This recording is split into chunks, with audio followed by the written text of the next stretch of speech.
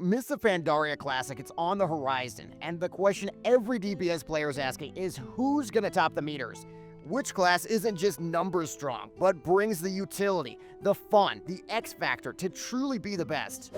Forget boring tier lists you just skipped through though. We're diving deep into the contenders for Mop's DPS throne. And to help me break it all down, I am thrilled to be joined by the Mop Maestro, the legend himself, Scotty J. Hello mate, thanks for having me. Before we jump into the classes, Scotty J, when we say best DPS in Mop, especially with the 5.48 balance, what are the key factors we're considering beyond just the patchwork DPS? Covering raid buffs obviously goes without saying, which is kind of a lot easier in Mop because of how all the buffs and even debuffs to a certain extent are homogenized, but then big raid cooldowns as well. While yes, you want things like Spirit Link Totem, Barrier, now you've got big offensive buffs. I know we've always had Bloodlust, but now we've got Stormlash Totem, Skull Banner being huge. It's easy just to say, right, we want to stack all hunters. We want all hunters, we want loads of damage. But is that the right way to go? Hopefully people will find out in this video. Starting out, let's talk some of the unstoppable ranged forces set to dominate the meters. You can't talk DPS in Mop without Affliction and Destro locks. Now, personally, I haven't found a more fun rotation than Affliction Lock, the Malefic Grasp, the Soul Burn, the Soul Swap. Just putting all your dots on a target and just amping them up, it's really, really fun for me. I'm sold on Affliction Lock. I plan to make one myself, but is Phase 1 really the right phase to play Affliction Lock?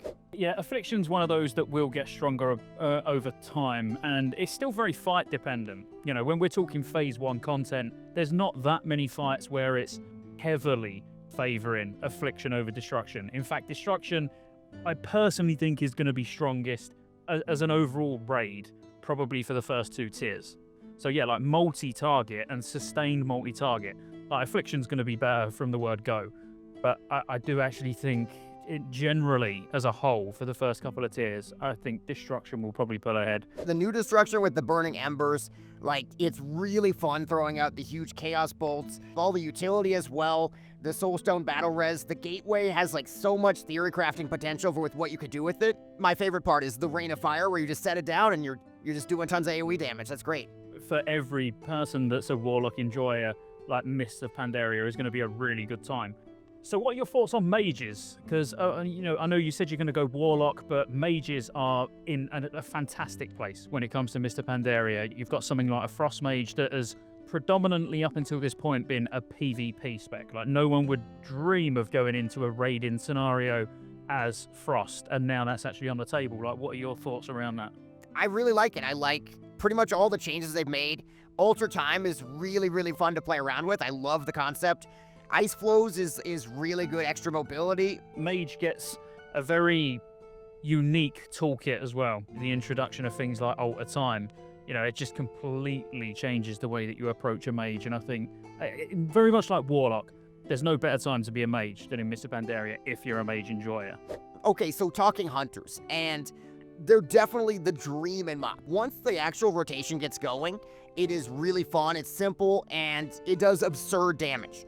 So if you think about the fact that hunters were flat out dominating the damage on single target, on AoE, on cleave, just super consistent. They're not burst reliant, they're not cooldown reliant, they're not punished by movement. They're quite literally the perfect DPS and bring anything. Literally any raid cooldown that you're missing, they can bring at practically zero loss.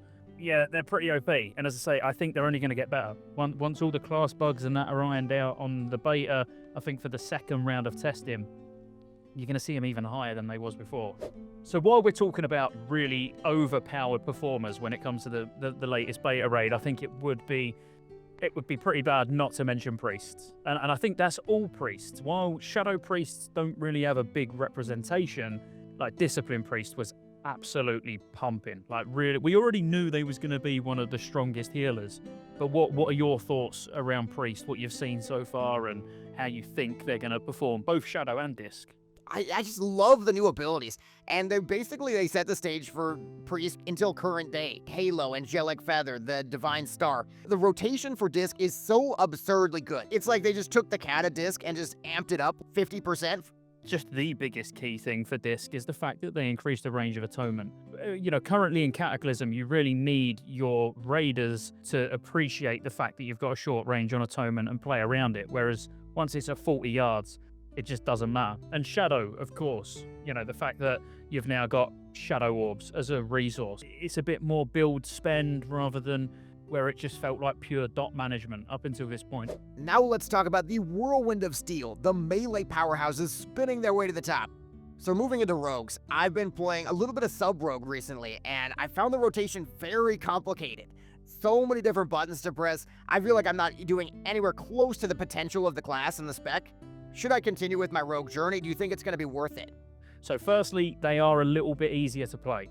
As in, you don't need to keep Recoup up anymore, where you get the energy from Recoup. Being able to have AoE now as well. Their actual AoE from Fountain Knives, and then the new finisher for AoE being Crimson Tempest. They're banging. They're a great spec to play. And new utility too. I mean, Smoke Bomb is just really fantastic. It's exactly what they needed. Yeah, a proper damage reduction, and even being able to mass stealth your group as well, to skip certain trash packs and stuff like that. A rogue's in a really, really good place in Mop. So, talking warriors, and this is one of my very favorite from playing on the beta. I love the mobility of the arms warrior so much, the heroic leap, the charge, the intervene. You're able to make mistakes and instantly fix them with just one of your many mobility options. The rotation itself, to me, is not entirely intuitive. I'm not entirely always sure exactly that I'm pressing the right thing, but still, I really love the Arms Warrior. Warrior in general is just very, very fun. Outside of just Arms Warrior, even Protection. Like, the fact that they've removed stance dancing, that makes a big difference now. You just get a bonus for being in that stance, but the actual abilities don't require a specific stance. I do like the Warrior, and I understand what you're saying when it comes to, working out the rotation, but to be honest with you, once you start following that priority list, I actually think a Warrior in Mop's easier to play than in Cataclysm. And I reckon, once you get down to the nitty-gritty of it, you'll agree. You'll probably be the same. But the fact is, they just do massive damage. And when you think about what you normally take a Warrior for, that's kind of changed. When you think about the sheer amount of utility that a Warrior brings. So Skull Banner to bring more damage. Demo Banner to reduce damage. Rallying Cry, you're going to not only be able to top damage, but also just provide your raid with more utility than any other class can bring. We spoke about some of the what people would consider big pumper DPS, with sub-rogue or just rogue in general and warrior, but I think it's time to get your opinion on monks. If you don't know already, monk in general is what I'm going to be playing, but I am going to have multiple Windwalker monks, and I think for a new edition of a class, it is probably the best new edition ever.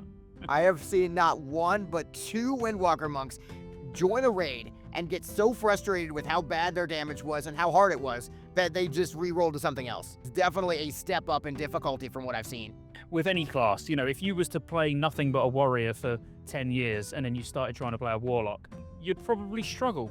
You'd find a warlock difficult. But they are quite I don't like to say high skill cap class, because to be fair, like you could play a monk, just on an average level and still get good numbers. Very much like a Feral Druid. Feral Druid's always been quite renowned for being one of the more difficult specs to play. It can be frustrating, but then with practice and, a lot of time playing it, you kind of get to a point where you know how to work around some of those things. So talking Death Knights, pro guilds are actually stacking a lot of unholy DKs. And yes, there is that debate about whether they'll scale as well as a Survival Hunter, for example. But if you're looking for some kind of world first progression, there are going to be guilds with a lot of DKs in them. And it might be because of really good utility, like the anti-magic zone is really cool. It's really just insane DPS from what I've seen. Yeah, I'll be honest with you. I don't want to go against what you've seen. I really expected DKs to be dominating survival hunters, especially on single target. While they're still doing well, they're doing really well. They are doing maybe 10, 15k DPS less than I was expecting personally. But that's the beautiful thing, isn't it? Where we all think we know, based on private servers, exactly what everyone's going to be doing. It only takes a couple of little things to be different from classic, from classic to private servers, and you can see quite a big shift. From stacking all unholy DKs to stacking all arms warriors to stacking hunters. But yeah, in general, unholy DK should be doing really, really well. And I suppose watch this space. So, talking Ret Paladins, I fell in love with Ret inside, and so I was really ready for the big mop changes.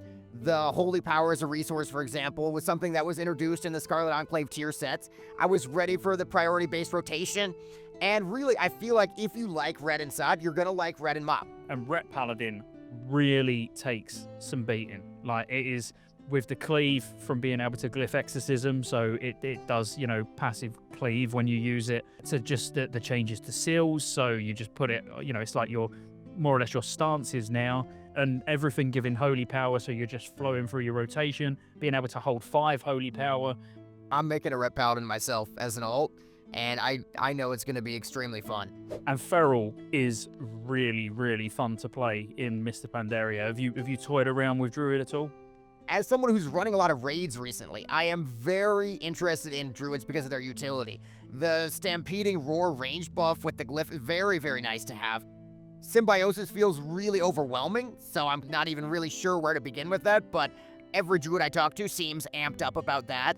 Yeah, Symbiosis is a great spell. It's I mean, it's a shame that they could never really quite balance it, because obviously it only lasts 1 expansion. Like, you only have it for Mop and then it never returns.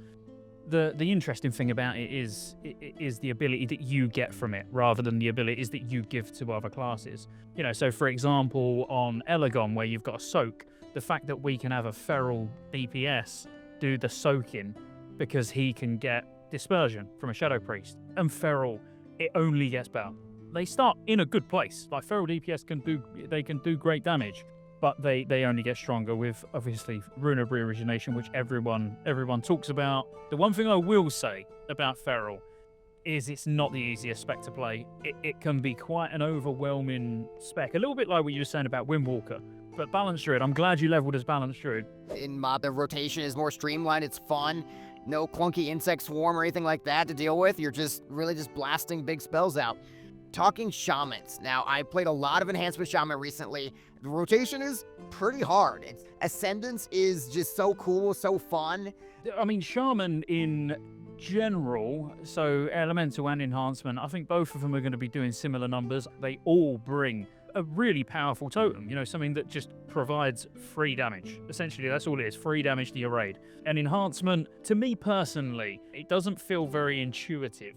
And I feel like I'm playing whack-a-mole more than trying to be methodical about what I'm doing. But the actual damage that Enhancement does is great. And is it fun? Of course it is. Like, yeah, Ascendance, like you say, absolutely amazing. And especially, you know, with Elemental being able to chain lightning turns into lava, you know, like a chain lightning lava, is just absolutely sick. And removing the cooldown of Lava Burst when you got Ascendance up as well.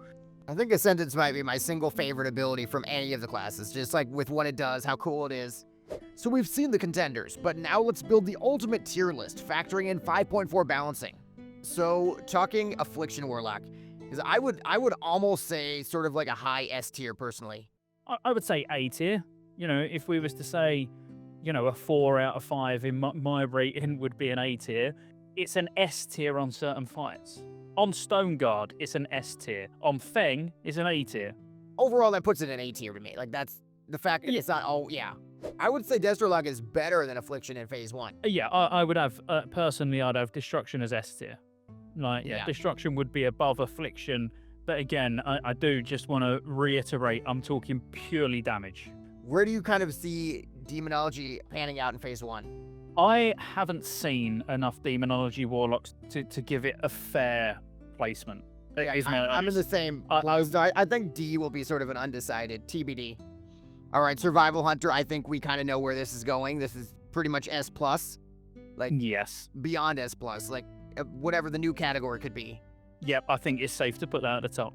Now, BM Hunter, though, this is really interesting because a lot of people thought BM was going to be very good in Phase 1.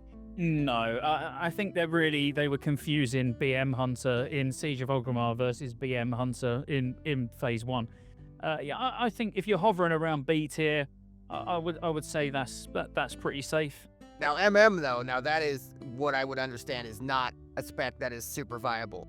I've seen Marksman Hunters in sort of Phase 1 BIS gear out DPS in Survival Hunters in the first phase of content.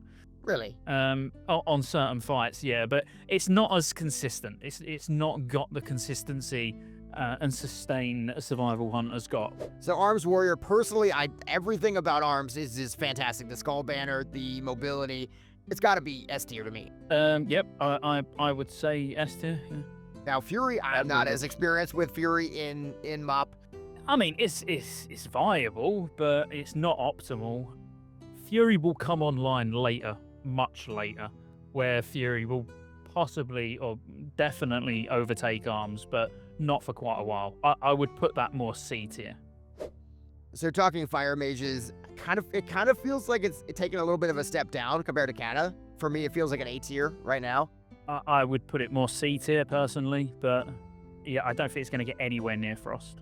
Now, a spec that a lot of mages are going to play is Frost Mage, and I'm just consistently on the beta. I saw them doing more damage than anybody else in my 10-mans especially, because to me, it's like a high A tier.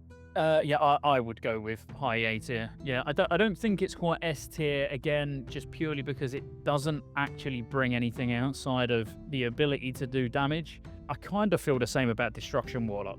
We've got Destruction Warlock up there as S tier because, yes, it is absolutely going to blast, but that is all it's doing. I don't think it's going to blast. That's downgrade as the Astrolock to A+. All right, so we've got Frost Mage and Fire Mage, so Arcane Mage. Now, again, Arcane Mage is definitely a viable spec. You know, yes, with the Arcane Charge system and, you know, Never Tempest, which I know is a talent, but it's very arcane-y, you know, even though it's more just for massive amounts of AoE.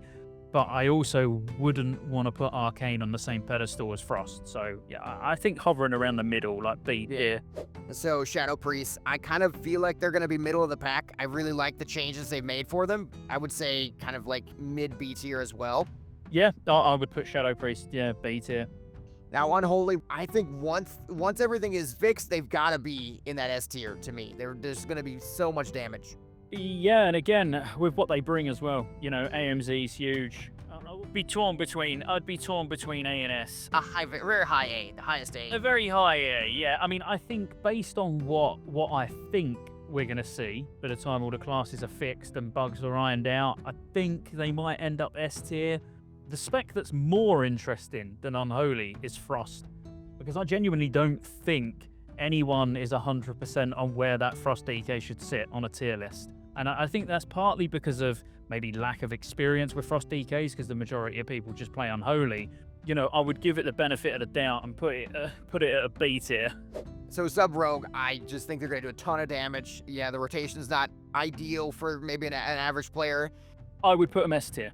Yeah. The reason is, again, I look at far more than just damage, and I think S tier because they're going to be doing S tier worthy output, as in their actual damage, but then the utility they bring as well. Like Smoke Bomb is a great raid cooldown.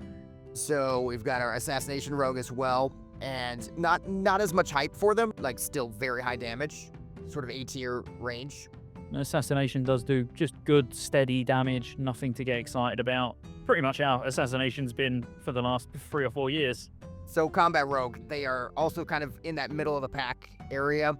Look, it's one of them specs that is situationally decent. I'm sorry, Combat Rogues, but like I would put it C tier the majority of the time, and then a B tier on sustained cleave fights. Now, your very favorite coming up, we got the Windwalker Monk. A Windwalker's a funny one because it is situational. I mean, on a cleave fight, they're S tier. Yeah, like the first boss at MSV, yeah. But everywhere else, yeah, I think sitting around B, a B tier, very middle of the pack is kind of what I expect. All right, Feral, another one of your favorites. Put it C tier as well. I'd say C tier. The thing is, there's going to B tier, sorry. Okay. Is it kind of the difficulty of the rotation, in your opinion? Yeah, I mean, I'm really trying to be just objective about output more than anything else. And I think, you know, Windwalkers, Ferals, yeah, Shadow Priests, Arcane Mages. Is there anything? I'd probably move Assassination Rogue down to B tier as well. But, you know, I'd say, like, all of those around the B tier are, like, the middle of the pack. And then everybody above, I would expect equal skill, equal gear to be doing more damage. So Boomkin, from my experience, they were, you know, consistently maybe top 7, top 8 in the raids I was in. In 5-mans, they were doing maybe 4th or 5th best DPS. I'm seeing them really right around the middle of the pack, personally, kind of around the Shadow Priests and the Arcane Mages. Yeah, I would put literally every DPS spec that's left there, I would put all in B tier. Yeah, Rets as well. Now, Ret may be the most fun spec in this tier, but next to Windwalker, in your opinion. But yeah, I don't see them doing like that A tier level damage.